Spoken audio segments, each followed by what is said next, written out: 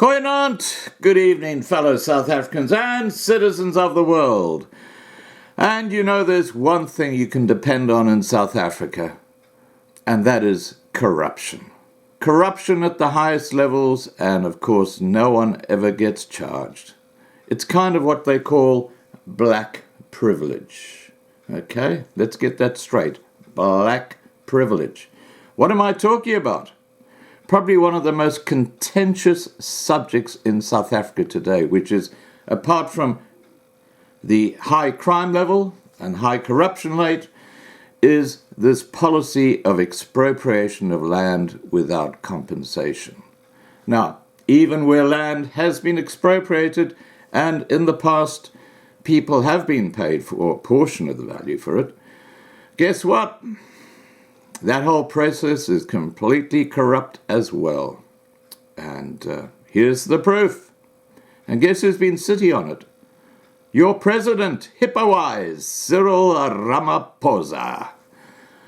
A report by the Special Investigating Unit, or SIU, recommends that 42 people, including government officials, be prosecuted for fraud and corruption linked to land reform programs.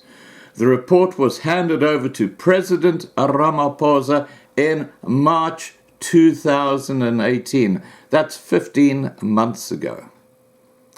But was only recently uncovered after it was submitted a promotion to access to information application, PAIA. As part of the report, the SIU probed 148 land reform projects between 2011 and 2017, finding that a complete lack of controls led to fraudulent activities on an enormous scale.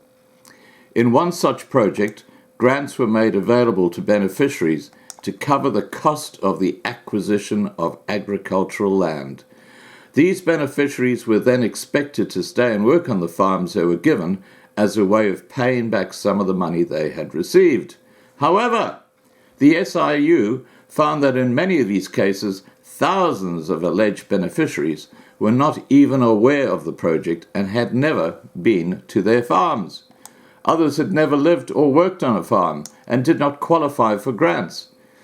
While the report led to more than 24 farms valued at more than 382 million rand being forfeited to the state, most of those implicated by the report have not faced prosecution, with the National Prosecuting Authority spokesperson telling the paper that investigations were still ongoing.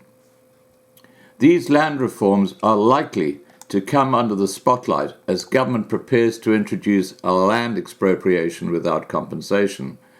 At its last sitting in 2018, the National Assembly established an ad hoc committee to initiate and introduce a constitutional amendment to allow for the expropriation without compensation. So there you go. You've got a huge amount of money that's been basically fraudulently obtained by well-placed government bureaucrats. The president knows all about this and nothing has been done. And this involves our land, the hot subject in South Africa. Now please remember to subscribe to be kept informed, ring the bell for the updates, and have a great evening.